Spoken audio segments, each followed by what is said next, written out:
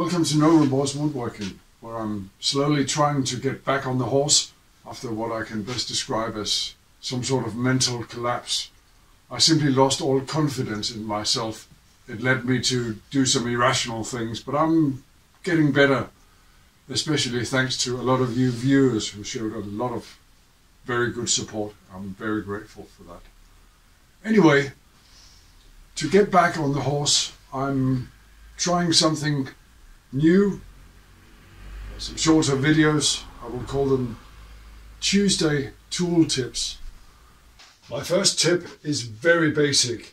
It's about clamping, and it's about clamping cawls and clamping pads. And the tip is cover one side with packing tape. You know, the clear, smooth tape, glue doesn't stick to it.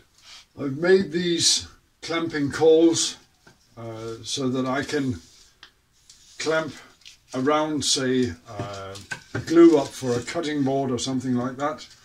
And when one side is covered, I don't glue the cawl to the workpiece.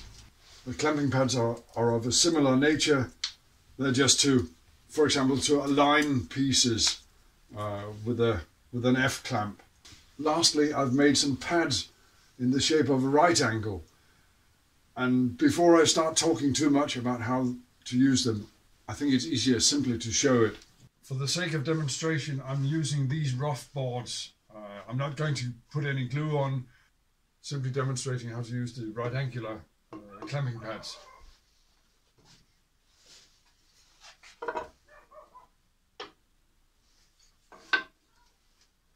And as you can see, this protects the edges. It also keeps the pipe off the board of the assembly, preventing glue from sticking to the pipe. And sometimes wood can get discolored from contact with raw metal.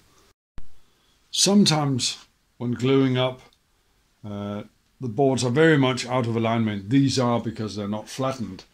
But just to show you, this is how I would use the clamping cawls.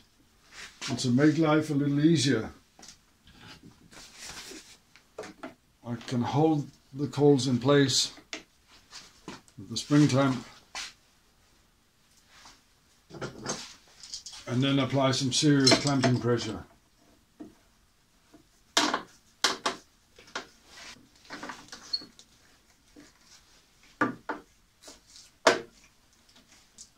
Like so.